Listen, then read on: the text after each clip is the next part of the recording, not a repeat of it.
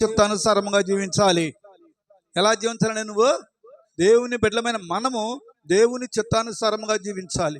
నువ్వు ఎప్పుడైతే దేవుని చిత్తానుసారముగా జీవిస్తావో, ఎప్పుడైతే దేవునికి నమ్మకంగా ఉంటావో, యథార్థవంతుడిగా ఉంటావో, యథార్థవంతురాలుగా ఉంటావో, నీ ప్రార్థన దేవుని సమ్మకానికి చేరకుండా ఆగదండి. దేవునికి స్తోత్రం చెల్లిస్తున్నాను. గట్టిగా చప్పట్లు కొట్టి దేవునికి స్తోత్రం చెల్లించండి. హల్లెలూయా. సిద్ధపాటు, యుద్ధానికి సిద్ధపాటు, దేవుని నామాన్ని మహింపరచడానికి సిద్ధపాటు, పరిశుద్ధ కార్యము చేయడానికి సిద్ధపాటు, పరిశుద్ధాత్మ దేవుని మాట వినటానికి సిద్ధపాటుగా ఉండాలి. అన్యుల మాటలు, అబద్ధాల మాటలు, మోసకరమైన మాటలు, లయ మాటలు, మనుషులను మోసం చేసే మాటలు, నిందల మోపే మాటలు, ఇవన్నీ కూడా మనం వినకూడదండి. ఇది సాతానుగాడికి సంబంధించిన తలంపులు, ఆలోచనలు. అందుకొరకే బైబిల్లో ఒక మాట అంటున్నాడు, దైవ చిత్తానుసారమైన మనసు నువ్వు ఎప్పుడూ కలిగి ఉండాలి. వాక్యానుసారమైన జీవితం నీలో కలిగి ఉండాలి. నువ్వు ఎప్పుడైతే కలిగి ఉండలేకపోతావో అపవాది బిడ్డగా ఉంచుతాడు. అపవాది కూడా నిందల మోపుతాడు. చూడు, బైబిల్లో ఒక మాట ఉంది, మత్తయి సువార్త 5వ అధ్యాయము 11వ వచనంలో ఒక మాట చెబుతున్నాడు భక్తుడు. చదవండి. జనులు మిమ్మల్ని నిందించి హింసించి మీ మీద అబద్ధముగా చెడ్డ మాటలల్లా పలుకున్నప్పుడు మీరు ధన్యులు. స్తోత్రం, హల్లెలూయా.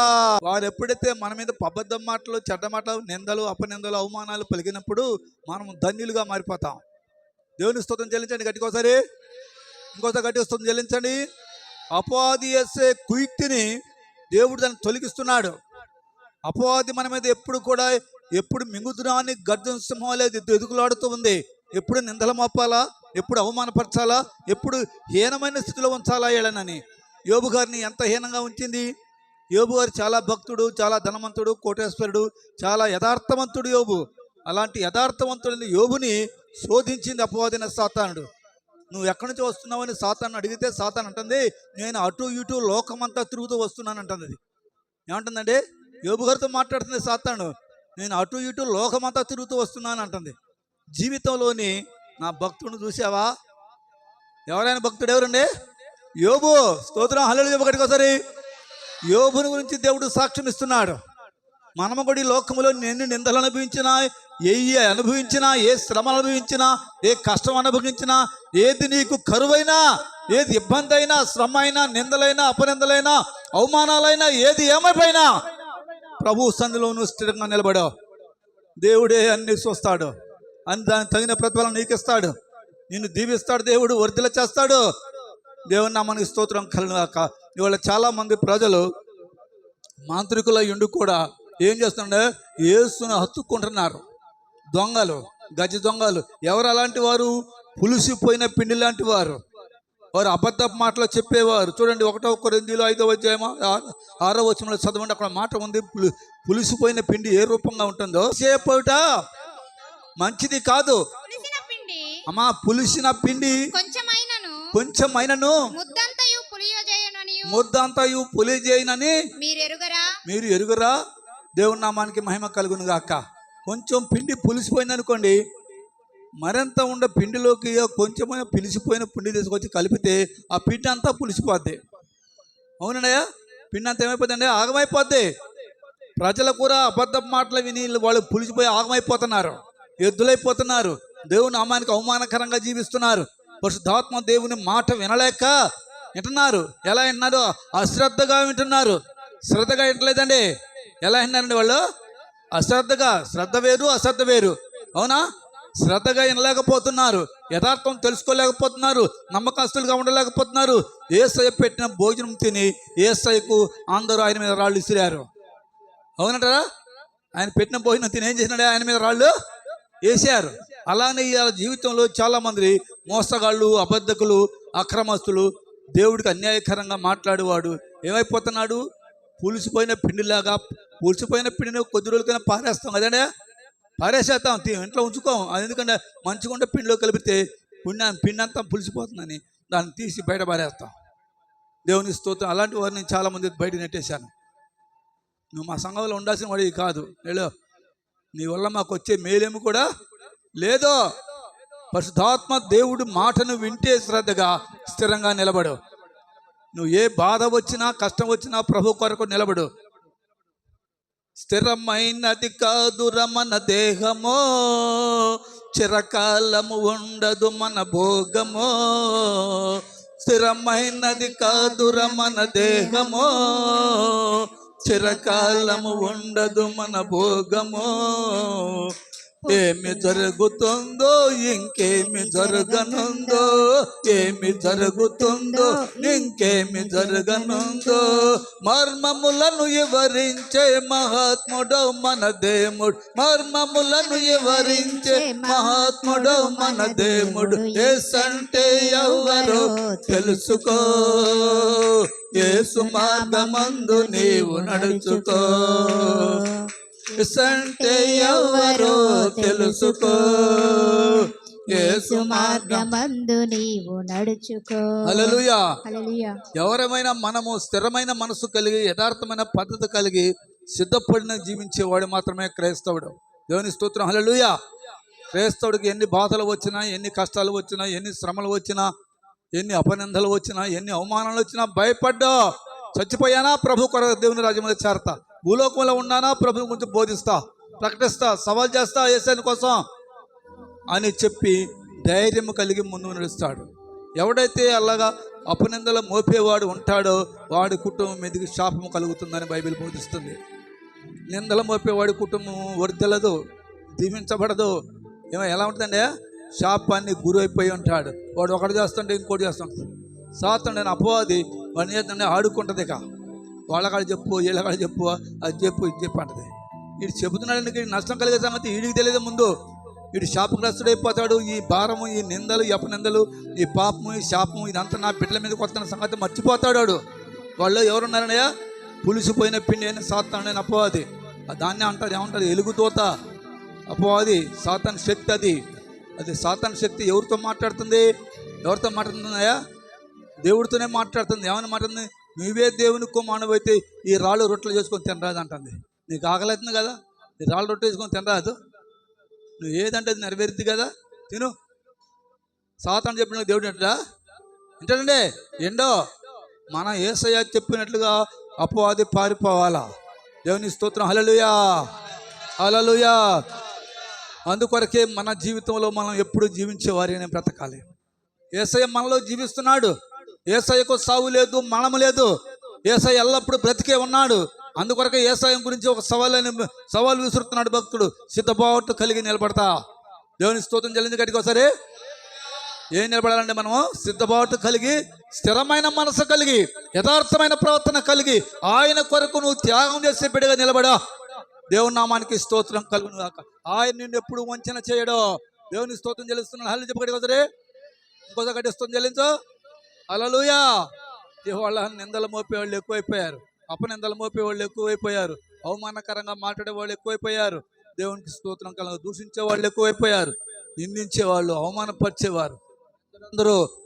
దేవుని నామానికి స్తోత్రం కలుగు. ఒక చెట్టు మంచి ఫలం పండింది అనుకోండి, అది దారి ప్రక్కన చెట్టు, అది మంచి మామిడి చెట్టు అనుకుందాం, కమలా చెట్టు అనుకుందాం, అది మంచి కాయల కాసిన చెట్టు ఉందనుకోండి, దారి ప్రక్కన పోయేవాడు ఊగిపోతాడు. దారిన ఏం పని చేస్తాడు? ఒంగోని వాడు ఒక రాయి తీసుకొని ఆ చెట్టుకి ఇసిరేస్తాడు. అవునా? ఏమిటికి ఎత్తాడు? ఆ ఫలాలు పడిపోవాలా, తొలగిపోవాలా, ఆ చెట్టులో కాయలు ఉండటానికి వీలేదు. దేవుని నామ వాడు ఊగపోయాడు పోడండి. ఏం పని చేస్తాడండి వాడు? రాయి తీసుకొని, ఒంగోని రాయి తీసుకొని ఆ చెట్టుకున్న కాయల మీద ఇసురుతాడు. దేవుని నామానికి స్తోత్రం కలుగును గాక. అలాంటి లోకం ఇది. లోకమే అగాధమైన మోసం, మాయా, దగ. ఈ లోకానికి మనకు ఎలాంటి సంబంధం లేని వారిగా జీవించాలి. మన యేసయ్య ఈ లోకాన్ని ప్రేమించలేదండి. దేన్ని ప్రేమించాడు? ఆయన యథార్థవంతులను ప్రేమించాడు. దేవుడు తెచ్చుకోండి, బట్టి కూడా తప్పట్లో ప్రేమించాడు. ఎవరిని ప్రేమించాడు? లోకాన్ని ప్రేమించినా, లోకంలో ప్రజలను ప్రేమించినా ఆయన చిత్తమైన వారిని మాత్రమే ప్రేమిస్తాడు. అందరిని ప్రేమిస్తాడు. వాస్తవమైన మాట అది. అందుకొరకే అంటున్నది, దేవుడు లోకంని ఎంతో ప్రేమించినని. అవునా? దేవునికి వ్యతిరేకమైన ప్రవర్తన కలిగి జీవించేవాడిని దేవుడు ప్రేమిస్తాడా? చూస్తాడు, చూస్తాడు, చూస్తాడు. ఏం చేస్తాడా? ఇప్పుడే గొడవలి చెట్టు వేరున ఉంచబడి ఉన్నది, మంచి ఫలం పల్లెంపని ప్రతి చెట్టు నరికి అగ్నిగుండంలో పడేస్తున్నాడు దేవుడు. ఏం చేస్తున్నాడా? ఇప్పుడే గొడవలి చెట్టు వేరున ఉంది. దేవుని నాకు స్తుతిని చెల్లిస్తున్నాను. మంచి ఫలము ఫలించకపోతే ఏమవుతుంది? దానిని ఏం చేస్తాడయ్యా? నరికి అగ్నిగుండంలో పడేస్తాడు. నీ ప్రవర్తన బాగోకపోతే, నీ నడవడిక బాగోకపోతే, నీ చూపు బాగోకపోతే, నీ క్రియలు బాగోకపోతే, నీ ఆలోచన బాగోకపోతే, నీ తలంపులు బాగోకపోతే నిన్ను దేవుడు నిలబెట్టడు. నీ ప్రవర్తన మార్చుకోకపోతే నిలబెట్టడు దేవుడు. దేవుడి నామానికి స్తోత్రం కలుగును గాక. ఒకసారి ఒక 4,000 మంది జనం వస్తారండి ఒక వ్యక్తి దగ్గరికి. పాస్టర్ గారు ఇక్కడ నిలబడి, స్టేజ్ మీద నిలబడి వాక్యం చెబుతూ ఆయనకు రొప్పి వచ్చేసింది. ఏమొచ్చిందండి? ఆయాసం, రొప్పి వచ్చేసింది. అలా కళ్ళు మూసుకొని, ప్రభా నాకు ఇప్పుడు ఓపిక తక్కువగా ఉంది నాయన, ఎవరిని చెప్పమంటావు తండ్రి ఇక్కడ వాక్యం అని చెప్పి తన మనసులో తాను అనుకుంటూ కళ్ళు మూసుకున్నాడు. ఒక రిక్షా తోలేవాడు, 3 ఆడపిల్లలు ఆ వ్యక్తికి, కష్టపడి జీవించేవాడు, లాగ్ కట్టుకొని ఒక బన్నీ వేసుకొని వచ్చి అందరికంటే హీనంగా ఉన్న మూలన కూర్చున్నాడు. ఎక్కడికి ఉండే బెల్టు, బూటు, కోటు, సూటు ఉద్యోగస్తులు అలాంటి అందరు కూకున్నారు. అందరికి వాక్యం అని చెప్పి ఆయన పిలవలే. ఇక్కడ కళ్ళు పూసుకుంటే ఆ వ్యక్తిని దేవుడు చూపిస్తున్నాడు. అయ్యా లేచిరా, అయ్యా వాళ్ళ బన్నీ తొడుక్కున్నాయన, లాగ్ కట్టుకున్నాయన, నువ్వేం పని చేస్తావు నాకు తెలియదు కానీ అయ్యా నువ్వు ఇక్కడికి రా. ఏమిటికయ్యా? ఏం లేదు, రమని పిలిచాడు. వచ్చాడు. వాక్యం చెప్పయ్యా అన్నాడు. నాకేమి రాదయ్యా వాక్యం. అయ్యా నీకు తెలిసిన మాటలే 2 మాటలు చెప్పయ్యా అన్నాడు. అని కుర్చీలో కూకోండు. దేవునికి స్తోత్రం కలుగును గాక. పరిశుద్ధాత్మ దేవుడు రాళ్ళు కేకలు పెట్టినట్టుగా ఆ వ్యక్తి కేకలు పెడుతున్నాడు. గట్టి చప్పలు కూడా ప్రభుని మహిమపరచు. దేవునికి స్తోత్రం కలుగును గాక. ఎవరిలో ఉండే భక్తి వాళ్ళను తేజలో చేస్తుందండి. నీ భక్తి నిన్ను కాపాడుద్దండి. నీ భక్తి నిన్ను ఏం చేద్దండి? తెప్పరలా చేస్తుంది. నీ భక్తి నిన్ను ఏం చేస్తుంది? కాపుదల కాసిద్ది. నీ భక్తి నిన్ను దీవించిద్ది. నీ భక్తి నిన్ను ఏం చేస్తుందా? దీవించడానికి సిద్ధంగా ఉన్నాడు మన యేసయ్య. దేవుని స్తోత్రం చెల్లించండి గట్టికోసరే. నీ జీవితంలో నువ్వు దీవెన పొందాలి, ఆశీర్వాదం పొందాలి, ఆరోగ్యవంతుడు ఉండాలి, శక్తివంతుడు ఉండాలి. నువ్వు పొంది నువ్వు వర్ధిల్లాలి, బాగుపడాలి, సాక్ష్యం చెప్పుకోవాలి. దేవునికి స్తోత్రం కలుగును. అప్పుడు ఆ వ్యక్తి చెప్పిన తర్వాత ప్రార్థన అయిపోయిన అందరూ బయటకు వచ్చారు. అయ్యగారు కూడా బయట కూర్చుండు. మరి నెలకి దశం భాగం ఎత్తారు. చూశారండి ఏమెత్తారు? మేము దశం భాగాలు ఇచ్చి వాళ్ళందరూ అయ్యగారి దగ్గరకు వచ్చి అడుగుతున్నారు. మేమెంత చదువుకుని మమ్మల్ని చెప్పలేదైంది, నువ్వు ఎవడో వృక్ష దుఃఖ వాడికి చెబుతున్నావు ఏంది వాక్యం చెప్పమని? అయ్యా దేవుడు ఆయన నాకు బయలుపరిచాడు, నేను చెప్పమన్నాను. అప్పుడు వీళ్ళెవరికి మాట్లాడలే. కారణం ఏంటంటే దేవుడు మన ప్రవర్తన చూస్తాడండి. మనలో ఉండ లోటుపాట్లన్నీ ఆయన చూసే దేవుడు మనతో ఉన్నాడండి. అందుకొరకే బైబిల్లో ఏముంటుంది? ఆయన చిత్తానుసారంగా జీవించాలి. దేవుడు గొప్పవాడిని చూడ్డు, పెద్ద గొప్ప మెప్పు నీ సోకు నీ డాబ్సర్ చూడ్డండి. ఆయన ఏం చేస్తాడు? పై వేషాలను చూడ్డు. ఆయన ఏం చేస్తాడు? నీలో ఉన్న యథార్థమైన ప్రవర్తన చూస్తాడు దేవుడు. చూడు బైబిల్లోని వాక్యానుసారంగా ఆయన చూసే దేవుడు. ఎజ్రా 10వ అధ్యాయం 11వ వచనంలో చూడండి, అక్కడ మాట ఉంది. కాబట్టి ఇప్పుడు మీ పితరుల యొక్క దేవుడైన యెహోవా ఎదుట మీ పాపములు ఒప్పుకొని, ఎలాగండి నడుచుకునేది? ఆయన చిత్తానుసారంగా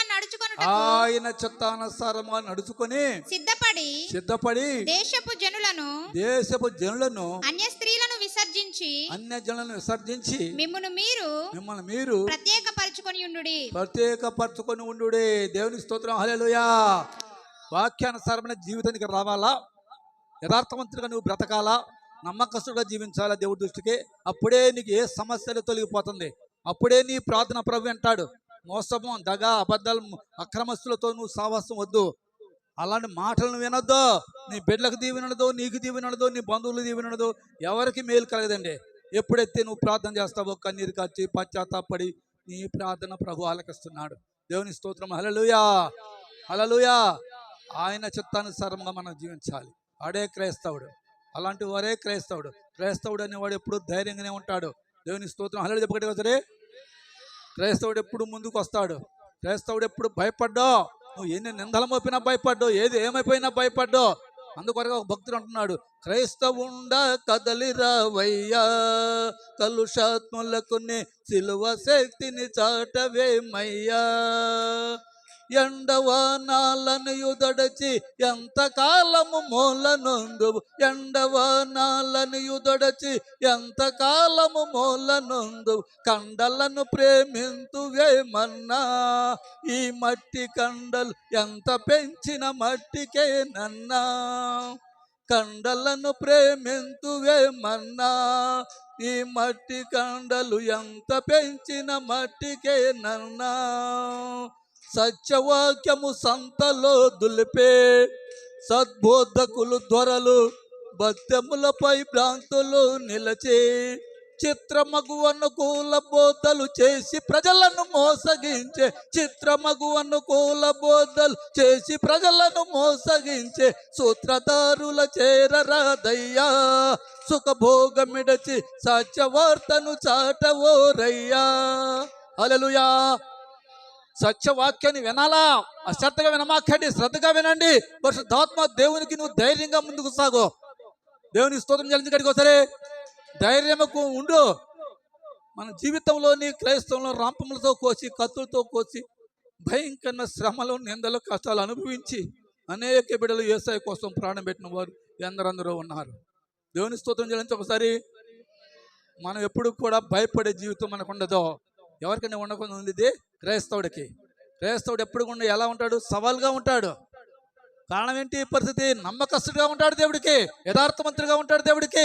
అపవాదిన సాతానుడు ఎన్ని నిందలు మోపినా, ఎన్ని అపనిందలు మోపినా, ఎన్ని అవమానాలు మోపినా అవన్నీ గాలి కొట్టేస్తాడు దేవుడు. దేవునికి స్తోత్రం చెల్లించి కట్టుకోసరే హల్లెలూయా. అవి ఎవరు నమ్ముతారండి? ఎవరు నమ్ముతారు? అటు ఇటు భక్తి కానివాడు నమ్ముతాడు. భక్తి మనలో సరిగా ఉందా లేదా? మన ప్రార్థన ఇంటే నువ్వు ఎవరు అయిన సంగతి తెలుసండి. ఎవడైనా మన దగ్గర ప్రార్థనకు వచ్చింది అనుకో, ఆ పాస్టర్ ఆడ కుర్చీలో ఉంటాడు, కళ్ళు మూసుకుంటా, అయ్యా ఈయన నీ భక్తుడా కాదా అని మనసులోనే ప్రార్థన చేస్తా. భక్తుడైతే వాడు అంతా చరిత్ర అంతా చరిత్ర అంతా సినిమా ధర్మలా దేవుడు చూపిస్తాడు. వాడు భక్తుడు కాకపోయినా అనుకోండి, దేవుడు బయలుపరుస్తాడు. అయ్యా ఇప్పుడు సమయం లేదు, తర్వాత కలుసుకుందాం అయ్యా, సరే మంచిది అయ్యా, ఇప్పుడు సమయం లేదు, ఏమనుకో మాకనయ్యా అని మనం పంపించేస్తాం.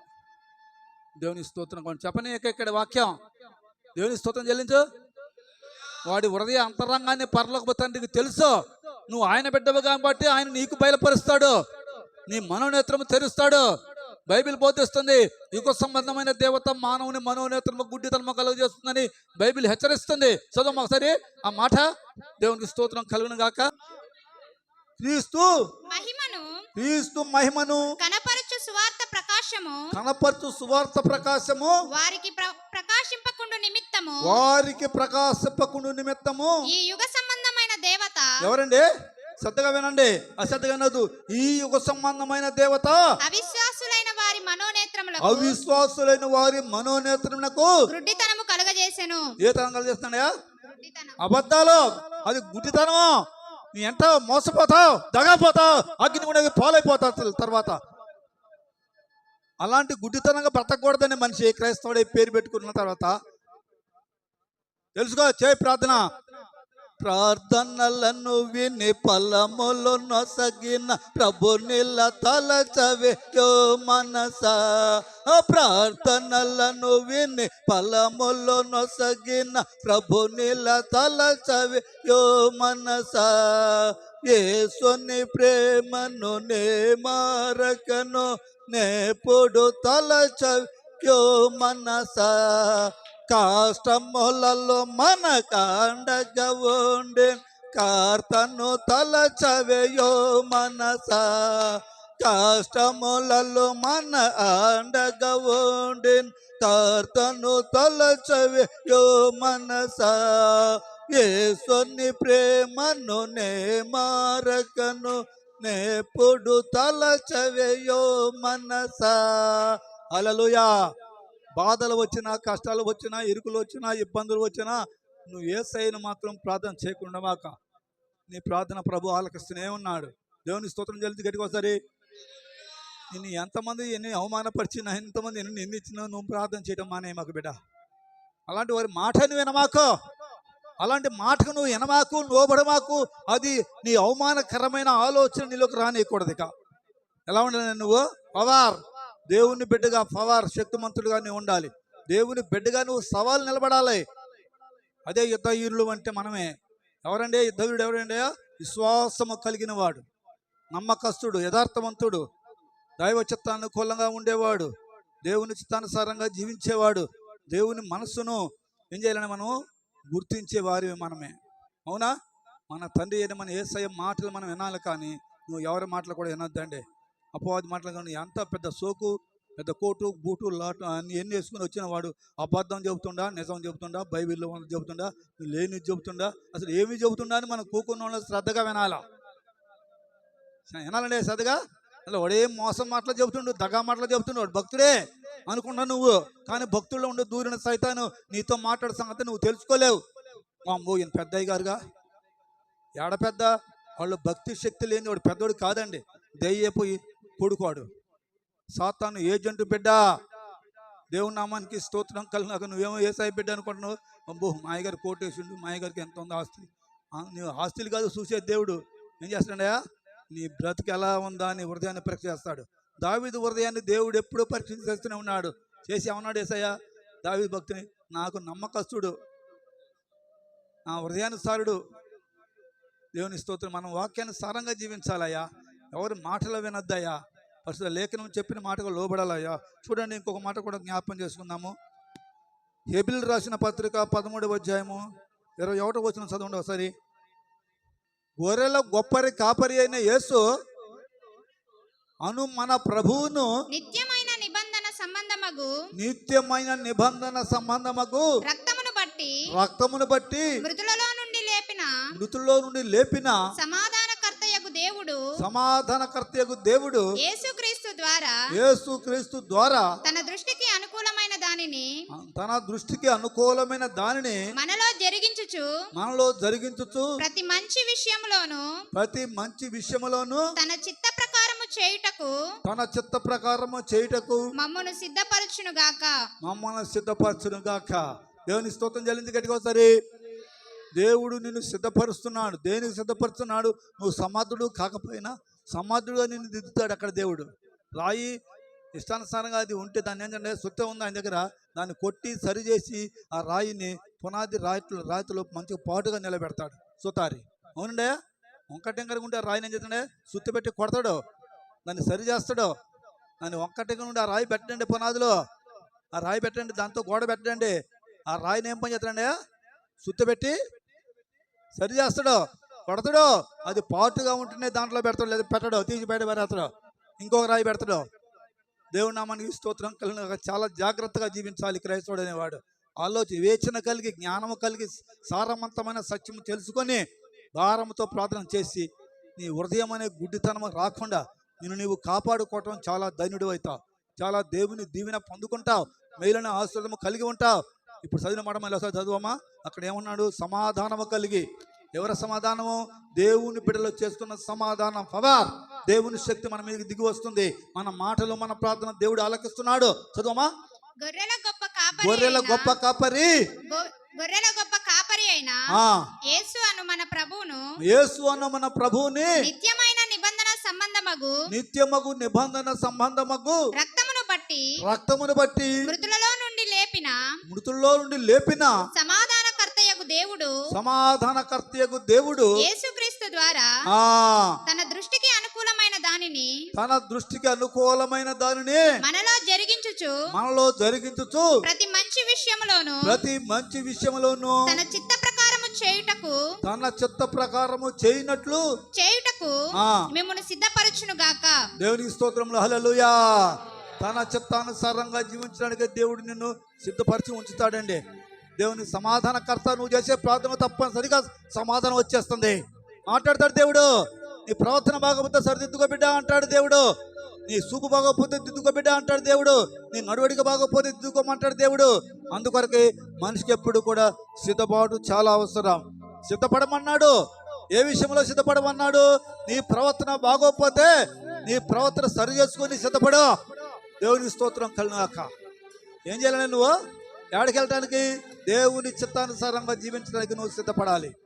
నువ్వు చచ్చావా పరలోక రాజ్యం చేరాలా, బతుకున్నావా ప్రభుని గురించి ప్రకటించాలా. ప్రభు నామానికి మహిమ కలు. ఎన్ని నిందలైనా నీ జీవితానికి నువ్వు అన్నిటినీ దేవుడే మనకు అన్ని సరి చేస్తుంటాడు. ఎవడు దూషించాడో, ఎవడు తిట్టాడో, ఎవడు నిందించాడో, ఎవడు అవమానపరిచాడో చూస్తాడు దేవుడు. వీడు ఉంటే ఇంకా నా బిడ్డకు అవమానం కలుగుతుంది, వాడిని కొట్టేస్తాడు. వీడు ఉంటే ఇంకా నా బిడ్డకు అవమానం నిందలు ఎక్కువైపోతాయి, వీడి వల్ల చాలా మంది ప్రజలు అగమైపోతారు, వాడిని తీసేస్తాడు. ఇక ఉంచాడు అలాంటి వారిని. అందుకొరకే దైవ చిత్తానుసారమైన జీవితాన్ని మనం జీవించాలి. యేసుని కలుసుకొని జీవించే భాగ్యం దేవుడు మనకు అనుగ్రహించాలి. అందుకొరకే మన జీవితంలో మనము కూడా యేసుతో కలిసి ఉండటానికి, యేసుతో నిలిచి ఉండటానికి, పరిశుద్ధాత్మ దేవుని మాట వినటానికి నిన్ను దేవుడు ఏమన్నా సరిగా వినో, శ్రద్ధగా వినో, అశ్రద్ధగా వినమాక అని దేవుడు హెచ్చరిస్తున్నాడు. పరీక్ష చేసుకో, భారంతో ప్రార్థన చేయి. జీవితానికి దేవుడు గొప్ప మేలు చేయడానికి సిద్ధంగా ఉన్నాడు. చూడు ఆయన ఏం మేలు చేయడానికి సిద్ధంగా ఉన్నాడు, ఎలా ఉంచాడు. దేవుడు ఎప్పుడు కూడా నిన్ను వెలిగిస్తూనే ఉంటాడండి. ఆయిల్ ఉన్నంతసేపు దీపం వెలిగిద్ది, ఆయిల్ లేకపోతే దీపం వెలగదు. జాగ్రత్త. దేవునికి స్తోత్రం. నువ్వు ప్రార్థనా జీవితం నీలో ఉంటేనే, నీ ప్రవర్తన మంచిగా ఉంటేనే, నీ నడవడిక మంచిగా ఉంటేనే నువ్వు పవర్ శక్తిమంతురాలుగా, బలవంతురాలుగా, నమ్మకస్తురాలుగా, నమ్మకంగా నువ్వు జీవిస్తేనే దేవుడు నీ దీటి వెలిగిస్తాడు. నీ దీటి సరిగా లేకపోయిందనుకో పరిస్థితి ఏమైపోద్ది, ఆయన రాకడలో నువ్వు సిద్ధపాటు లేని బిడ్డగా ఉండిపోతావు. నీ సిద్ధపాటు కలిగి ఉండాలి అంటే నువ్వు ఎలా ఉండాలి, నీ దీవిటి ఎప్పుడు వెలిగించబడే ఉండాలి. ప్రభు నామానికి మహిమ కలుగును గాక. హల్లెలూయా, హల్లెలూయా, హల్లెలూయా. సిద్ధపాటు మానవుడికి అవసరం, దిద్దుబాటు మనుషుడికి అవసరం. పరిశుద్ధాత్మ దేవుని సంపాదించుకొని జీవించాలి. లోకమంతా సంపాదించుకొని తన ప్రాణాన్ని పోగొట్టుకుంటే వానికి ఏం మేలు కలుగుతుంది? అవునండి, అంతా సంపాదించుకుంటామండి, కష్టపడతావు, అబద్ధం, మోసం, దగ, ఏదేదో చేస్తావు, ఎన్నెన్నో చెబుతూ ఎంతో సంపాదించుకుంటావు, నీ ప్రాణం పోగొట్టుకుంటావు. ఏమైనా మేలుందా? ఏం మేలుందా? అందువరకే భక్తుడు అన్నాడు, లోకమంతా సంపాదించుకొని తన ప్రాణాన్ని పోగొట్టుకుంటే వాడికి ఏం మేలు లేదో. యథార్థంగా జీవించో, నమ్మకంగా జీవించో, సిద్ధపాటు కలిగి జీవించో, ఆయన చిత్తానుసారంగా జీవించో. నిరీక్షణ లేని గొర్రెల వల్ల మనం ఉండమాక. ఆశ కలిగి ఉండాలి, పట్టుదల కలిగి ఉండాలి, నమ్మకంగా ఉండాలి. అలా నువ్వు ఉన్నప్పుడు దేవుడు ఏ కార్యము చెయ్యమంటే అయ్యా అంటే అయ్యా అంటాడు, నీతో మాట్లాడతాడు. దేవునికి స్తోత్రం కలుగును గాక. నేను సవాల్ చేస్తాను, దేవుడు నాతో మాట్లాడితే నీ బైబిల్ పెట్టుకొని బయటకు వచ్చా. దేవునికి స్తోత్రం కలుగును గాక. ఎన్ని బాధలు వచ్చినా నా యేసయ్య విడిచిపెట్టను, ఎన్ని కష్టాలు వచ్చినా, ఏది ఏమైపోయినా నా యేసయ్య విడిచిపెట్టను. జీవితంలోని యేసయ్య మనకు అవసరం. యేసు కలిగి ఉంటే నీకు అన్నీ ఉన్నట్లే. దేవుని స్తోత్రం చెల్లించి గట్టిగా ఒకసారి, రెండు చేతులు పైకెత్తి ఒకసారి, దేవునికి స్తోత్రం చెల్లించి ఒకసారి, దేవుని నామానికి మహిమపరచ ఒకసారి. హల్లెలూయా, హల్లెలూయా. ఆయన మహిమ నీ మీద కుమ్మరించడానికి నువ్వేం కలిగి ఉండాలయ్యా? మంచి పట్టుదల కలిగి జీవించాలి, పట్టుదల కలిగి ప్రార్థన చేయాలి, పట్టుదలతో ప్రభు నామాన్ని గణపరచాలి. పవర్ దేవుని శక్తిని సంపాదించుకో. ఈ కండలు దేవుని రాజ్యం చేరతాయా? చేరతాయండి? మట్టిలో గడిచిపోతాయి. వాడు కండలను దూషిస్తున్నాడు, ఈ కండల దేవుని రాజ్యం చేరేవి కావు. అబద్ధాలు, మోసం, దగ, ఇవన్నీ నువ్వు ఎందుకు కలిగి ఉంటావు? కలిగించి ఎంతమంది ఎన్నైనా ఏమైనా అనుకోని వారిని క్రైస్తవుని ఇలా ప్రార్థనకు వచ్చేవారిని ఎంతోమంది ఎన్నో నిందిస్తారు, ఎన్నో అవమానకరంగా మాట్లాడతాడు, అపహాసంగా మాట్లాడతాడు. అయినా నువ్వు మాత్రం బెసగొద్దు. రైలు పట్ల మీద నడు, సత్యమైన వాక్యంలో నడు, పరిశుద్ధాత్మ దేవుని మాట విను. అందువరకే ఆయన అన్నాడండి, సిద్ధపాటు కలిగి జీవించమన్నాడు. దిద్దుబాటు కలిగి బ్రతకాలి, సిద్ధపాటు కలిగి నమ్మాలి. ఎవరైనా నమ్మాలి? యేసును నమ్మాలి. సిద్ధపడి నువ్వు యేసును నమ్ము. ఈ లోకంలో చాలా మంది ప్రభువు నమ్మరండి, అపహాసం చేస్తారండి. నమ్ముతారా? నమ్మరు. సిద్ధపాటు లేదు వాళ్ళ బ్రతుక్కి. నమ్మకండి ఈ లోకము మాయేనండి, నమ్మకండి ఈ లోకము మాయేనండి, లోకభోగాలను ఆశించే వారికే లేదు లేదండి పరలోక రాజ్యము, లోకభోగాలను ఆశించే వారికే లేదు లేదండి పరలోక రాజ్యము. ఈ లోకమంటే మాయ బొమ్మలాగేనండి, లోకమంటేనే మాయ బొమ్మలాగేనండి, నమ్మకండి ఈ లోకము మాయేనండి, నమ్మకండి ఈ లోకము మాయేనండి. మనం ఎక్కడ ఉన్నాం? ఈ మాయలోకంలో ఉన్నాం. మాయ మాటలు వినమాకండి. బైబిల్ వాక్యానుసారంగా జీవించడానికి సిద్ధపడు. దేవుని మాట విను, చదువు బైబిల్. నీకు ఏ అనుమానం వచ్చినా బైబిల్ చదవండి. బైబిల్లో దేవుడు నీతో నాతో మనందరితో మాట్లాడతాం, నాకు అవసరమైన వాక్యం చేత. దేవుని స్తోత్రం కలుగును గాక. అందుకొరకే దేవుని వాక్యంలో ఒక మాట చెప్పి నేను సమయాన్ని క్లుప్తం చేస్తున్నాను. దేవుని స్తోత్రం కలిగిన ఒక మాట చూడండి.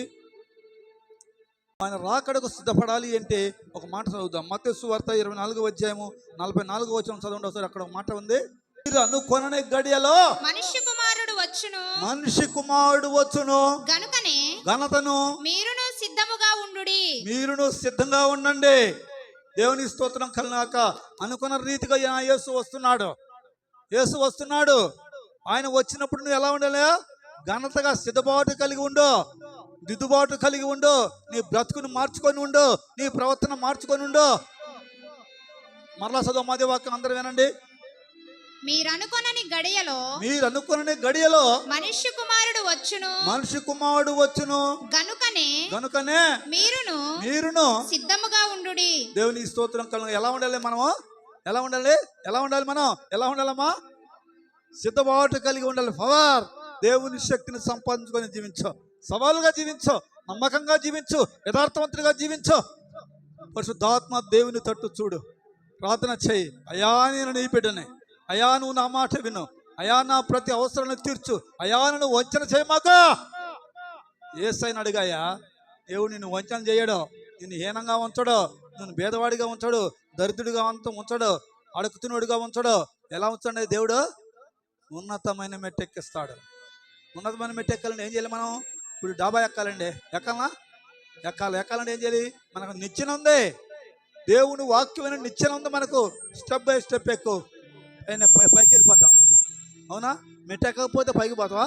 డాబా ఎక్కలేతామండి. యేసు సన్నిధికి చేరాలంటే నువ్వు ఎక్కాలి. యేసు సన్నిధికి చేరాలి అంటే నువ్వు స్థిరంగా నిలబడాలి. కాళ్ళు లేని గుడ్డోడిగా కుంటోడిగా ఉండకూడదు. నువ్వు ఎలా ఉండాలి? స్ట్రాంగ్గా ఉండాలి. అవునా? దేవుని నామానికి స్తోత్రం కలుగును గాక. ఎక్కువ మెట్టు ఎక్కాలంటే నువ్వు అబద్ధం మాటలు వినకూడదు బిడ్డ, జాగ్రత్త. నిందలు, అపనిందలు, అవమానాలు వినకూడదు బిడ్డ. నీ స్థాయి మారిపోతుంది, నీ బ్రతుకు మారిపోతుంది, నీ ప్రవర్తన మారిపోతుంది. పరిశుద్ధాత్మ దేవుని మాట నిన్ను పైకి లేవనెత్తుతుంది, నిన్ను కొండ ఎక్కిస్తుంది. దేవునికి స్తోత్రం. నేను మన కలెక్టర్ దగ్గరికి వెళ్ళాం. ఎవరండి మీరు అన్న? నేను పాస్టర్ గారిని అండి అన్న. మామూ మీరు పవర్, మీ దేవుడు గొప్పోడయ్యా, మీ మాట ఆయన అంటాడయ్యా, మీరు ఏది అడిగితే అది ఇస్తాడయ్యా అని బైబిల్లో కొన్ని వాక్యాలు చెప్తుంటే నేను చాలా సంతోషపడ్డా. కారణం ఏంటంటే ఆయన కూడా బైబిల్ని చదువుతున్నాడు, ఆయన కూడా చర్చికి వెళ్తున్నాడు, కొన్ని మాటలు మా ద్వారా విన్నాడు. అక్కడ మన పాస్టర్ మరి ప్రార్థన చేసింది, విన్న తర్వాత దండం పెడుతున్నాడు.